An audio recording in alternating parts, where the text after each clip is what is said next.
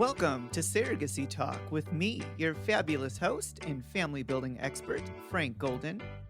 I'll be talking about surrogacy, IVF, and making babies. Hello, everyone, and welcome to our new segment. It's been a little while. We are in the studio today with always as our fabulous Erica Daybook in the studio.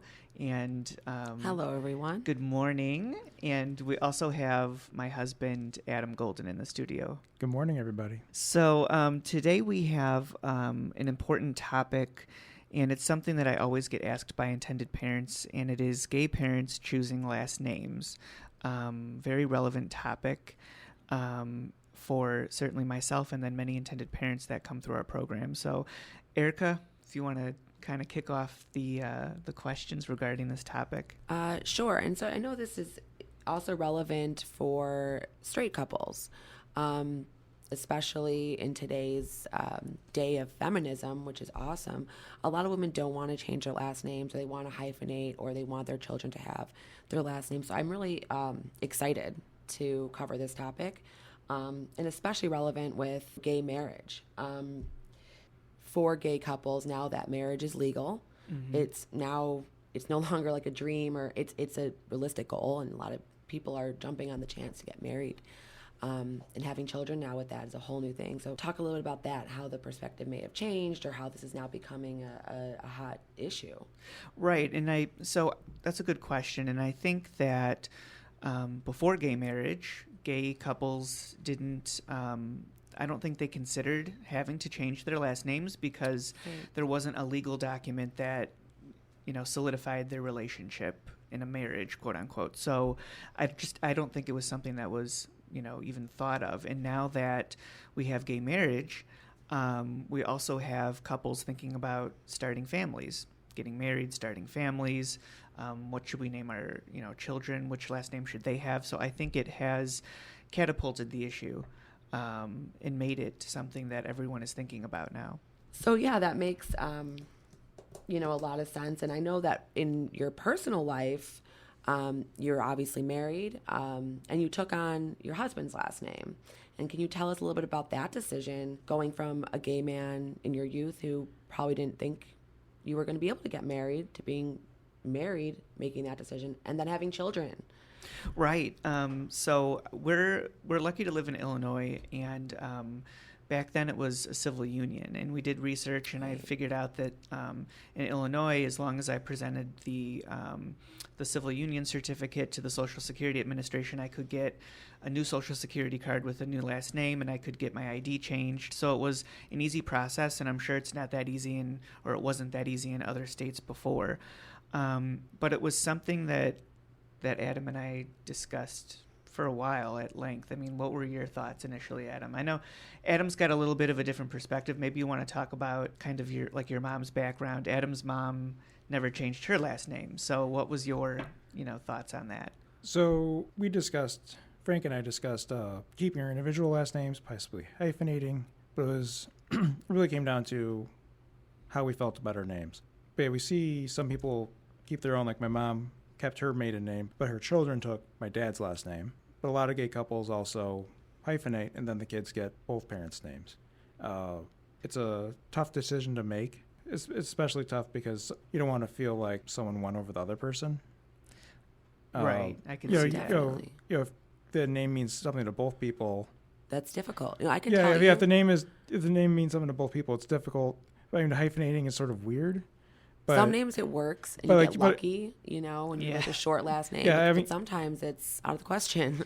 So just for full disclosure, my original or maiden last name was Testa, and I wasn't, stuck on my last name. I didn't have this overwhelming feeling that I needed to keep it for some reason. I think a lot of that has to do with just my father and my upbringing, and that's a whole other podcast that we can have. Or three. But and then the other piece of it is that I really liked the last name Golden.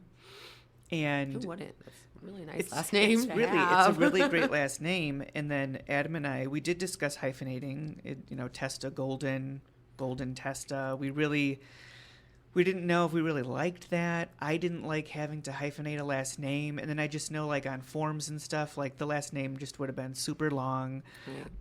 We were already, shortly after we had our civil union, we were already discussing having children. So that was also something else that weighed on our minds. Well, if I change my name now, then when we have kids, we'll only have one family name, because I was concerned with, this is before gay marriage. So, and even right now with gay marriage, there's still many states, especially in the Deep South, where LGBTQ rights are still trying to be, there's still legislators still trying to infringe upon our rights. And so we didn't take anything for granted. We knew we could have a civil union, but we were by no means invincible to hatred, and we still aren't. But my feelings were, if we're going to have children, and they could potentially face some sort of adversity in school with their peers because they've got two dads, why would we want to have them with a hyphenated last name that then made them, or gave them some other issue to have adversity over? So I just wanted that one unified last name. That was my thoughts on it. And is that basically what you were thinking too, Adam? I think for the kids, it's easier if everyone has one last name. It's weird if one parent has one name and the other parent has the other, especially in a gay relationship, let's say. And we each have a child that's related to us. It just seems easier to have one name. I think it complicates things for kids. And then, when you see a hyphenated name, let's say, or you notice the parents have different last names, you start to wonder, okay, why? And then you see a gay parent and it gives you, oh, that's why. You've already put a prejudgment onto a child when now it's just Sophia Golden. They get to know her, and then they get to know her family. And you hope that everyone accepts it regardless, but it just makes it a lot easier for a child, and I get that. In my situation, like, my last name's Daybug. So my family, we're the only grandchildren, like the only youth. We have to carry on the name, and we're both girls. And then after us, our name dies, and we feel very connected to our last name. So that's something that even as a straight, cisgendered woman, I'm concerned about.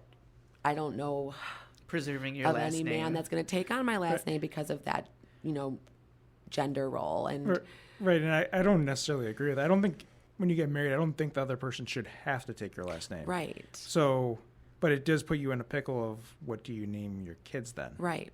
One of our kids is a girl, and I would hope that she would keep our name when she gets married. But yeah, the normal stereotypes is she takes on her husband's name. Right. Unless the husband. Again, this world's changing. So that's why this is a really relevant topic. And in my situation, I have no idea. Right now, my current boyfriend really likes his last name too, because it is named after this big mountain in Israel. And that means a lot to him. So the names together would be ridiculous. And if we were to continue on, it would be very challenging for us to decide what to do.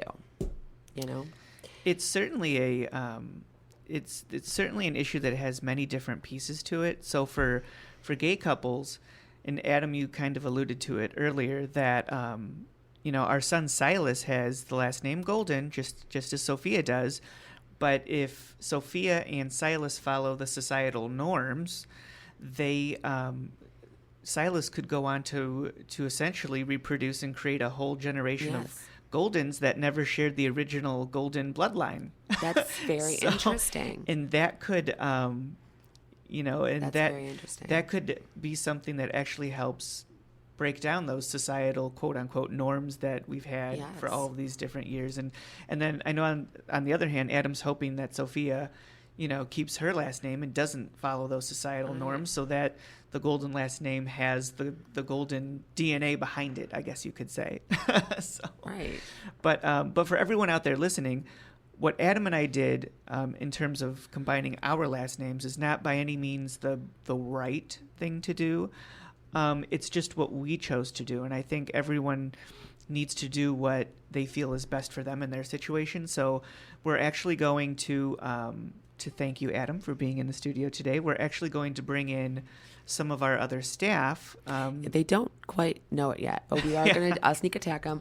Juan is a young gay man. He is in a monogamous relationship long term with a wonderful guy named Chris. We got the pleasure of meeting him a few times. Great guy. He and Chris are not married. They maybe, hopefully, one day will be. I don't know if they've discussed this yet. I don't know, what his perspective is going to be, having not made this decision yet. Right. So I'm interested to find out what he says. Let's go get him. Adam, thank you. So I think Juan is walking into the room. Hello, Juan. Hello. Come on, don't be afraid. Yeah, shut the door. Yeah, shut the door, come in, sit down. We just have some questions for you. It's a sneak attack. Put your headset on. Take it away, Frank. Yeah, so we are, this podcast segment, we're talking about gay parents choosing the last names for their children and for themselves, really. So we just wanted to find out, we already discussed what Adam and our perspective was on that and how we made that decision. So now we would like your take, because you are in a monogamous relationship with someone, right? But you're not married yet. And so we're just trying to find out where your thoughts would be on this topic. Yeah, sure. Sorry if we surprised you, but it's okay. Frank's been trying to get me married since I started. Every day he's like, "You're gonna get married." So hopefully he doesn't listen to this podcast. Yeah, that's a great question. When I started working here, that's something that actually first came to mind, because I would like to one day be able to complete my own journey, and that's a question that comes to mind, regardless who I marry in the long run. I would want to carry on my legacy. I am the firstborn male, and I'm the only male in my family, so it's me and my sister. And I would like to keep my name. We actually had this issue with our dog. So we have Bella, and we got Bella at 2 months. She's a cockapoo, and she's crazy. But when we go to the vet, or when we go get her groomed, it's confusing, because he has it listed under her last name, which is his last name, which is Ward, and my last name is Ruiz. So at PetSmart, it's under Ward Ruiz, and at the vet, it's under Ruiz Ward. So that's fascinating, though, that you are already really facing the issue with a pet. I didn't consider that. That's awesome. It's now, horrible. Juan also has a cat. I do. The cat's under your last name, life. I'm assuming. Yes. Okay. Because was the cat compromise pre-Chris? Yes, the cat was very much pre-Chris. He's Now, what about Dorian? Dorian has my last name. Oh, okay. Dorian is Juan's office fish. Beta fish. That I completely surprised Frank with. Frank is the most neat, organized person you'll ever meet, and I came back from break one day with this huge tank. He handled it really well. Give him an inch, he takes a mile. Next thing you know, we're going to have seahorses in that thing. And Frank handled the fish I love really, seahorses. really well. Yeah, Frank is a really great boss, and he didn't say anything. There was a no pet policy. Come on. I mean, you pushed the limit. He told me to make myself comfortable, so I went for it. But Dorian does have my last name at PetSmart. But yeah, that's a great question, and it's a hard one. I don't know how with a pet, we always kind of argue. I don't like the rhyme or the wording of Ward Ruiz or Ruiz Ward, so I think it would be much easier if we had just one last name, especially when the kid eventually goes off to college, or the kid starts school. Right. It's so much easier to not have to explain why you have 2 last names. If it was a nice last name that was fluid, it would be probably easier. That's something Adam and I thought about. I didn't want to, what if Adam couldn't make school registration and I had to take Sophia? She clearly looks nothing like me. And if we had 2 different last names, and we're a gay couple, I just thought that maybe that would draw skepticism about our relation. And how can you be the parent? You don't have the same last name. She doesn't look like you. How are you trying to register her for school? And then all these questions would happen. Maybe not in Illinois, in our liberal bubble where we live, but it was something that weighed heavily on my mind. No, I think definitely. Yeah. And I feel like in this, heteronormative society, that if a mother came with a different last name, there might be, oh yeah, okay, that we get that. But there is still that, I don't want to say hesitation, but maybe that's what it is, to fully accept, gay parents as parents. And so I think I can see that being an issue, or at least as a gay parent, you'd feel like that validates it to people that we're in a real relationship and we're seriously raising these children together, where you don't have to do that in a heterosexual relationship. You don't have to validate yourself. So I think that's like maybe part of it. I mean, obviously I don't know. It's I'm also- kind of asking, is that part of it? Taking it with just Bella alone. So sometimes Chris can't make it to the groomers, and she is hyperallergenic, so she has to get consistent grooming. Convenient. Very convenient. That was my number one rule: no shedding. So she's hyperallergenic, so she has to go to the groomer. Her hair grows like crazy. Within like 2 weeks, she just already can't see her face. So sometimes he can't make it due to his schedule, and I go in, and they're like, "What's the last name?" And I'm like, "Ruiz Ward," or Ward Ruiz, and then they're like, "It's not under here." It's kind of awkward for me because if it was just one last name, it would be easier to. I don't have to explain myself as to why it's 2 last names, and then they kind of ask, and they ask, "Oh, it's under Chris," and Juan's a masculine name, and Chris is obviously with a C, or so I guess that's a girl's name too. But yeah, so I have to they know that I'm gay, so it's something that I don't care that they know, but it's something that they now have to know. And that's just with a dog. I can't imagine with a child at registration how kind of awkward it might be. So Right. if it was, And one I know less, that it'd be easy. Adam, you were telling me that like he'll cross out if it says mother and father, he'll cross out mother and put father and father. That's awesome. And I hope that Yeah. they start gender. For everyone out there neutralizing those listening, forms. even though we have gay marriage now, it's 2018, don't be alarmed when you register your children from school and notice that they still have mother and father on the forms. In many facets of society, they just haven't caught up yet in terms of the paperwork that needs to be updated. So you might see that on school registration forms, on hospital intake forms, when you take them to the doctor's office. It's an unfortunate part of our society that is going to take a while to change and to catch up to the laws. Oh, So. definitely. But yeah, Adam, he always crosses out. That's If awesome. it says mother, he crosses it out and writes father right above it. So there's parent, or it'll say father and then father too or something. So he's very cognizant of that. So a question, at least for most young women, I was telling Frank and Adam earlier about my last name being very important to me, and there's no boys in the family to carry it on. But for many young women, being the Mrs. blank blank, means something. It solidifies it. Do you feel that in your relationship, Frank, that it made it feel more like a marriage to you? And Juan, do you think that that's going to matter to you in the future? I'll go first. Yes, definitely. Having one last name because at the time it was just a civil union, but being able to change my last name made it feel more like a marriage. I felt more equal because I was raised by heterosexual parents. They were both married and had the same last name, so I always thought that when I got married, I would be able to have the same last name as my partner. So it made it feel more validated, I guess you could say. Yeah, I completely agree. Growing, my parents have been married for 29 years, and it's you kind of grow up in this household that's what makes a family. It's togetherness. So having the same last name does kind of make you feel like you're kind of one, and that's maybe, and at least for me, that's something that I value in marriage. You're a team, so having the same last name, it's like go Team Golden or go Team Ruiz.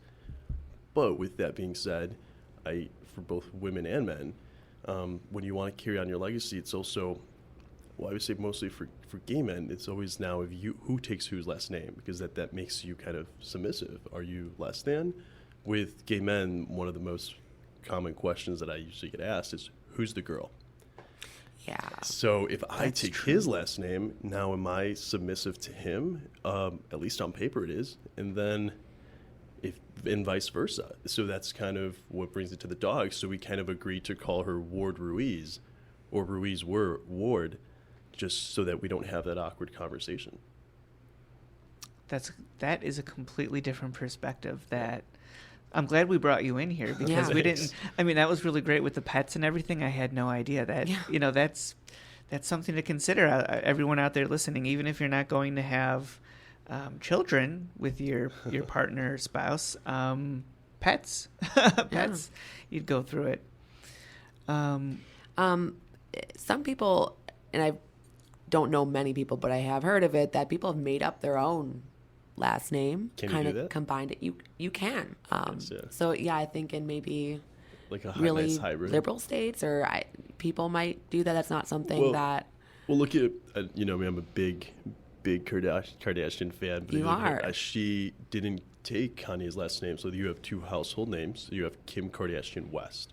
She didn't want to give up the Kardashian name, and actually there was a little bit of controversy a couple of years back where Kris Jenner wanted to switch back to Kardashian because the Kardashian name was a household name.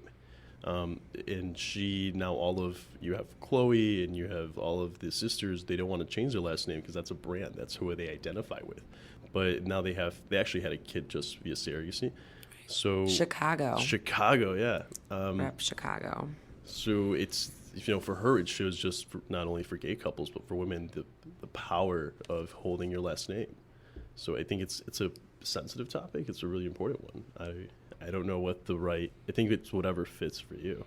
But it's a hard decision because you're giving I don't think there's a right part of your answer. identity. I think it's just a matter of taking in different perspectives and then kind of, Adam was saying, and I think this is great advice, is like have a discussion about what your last name means to you, like what it really means, not just like I don't want to look submissive. Like this means something to me because of blank.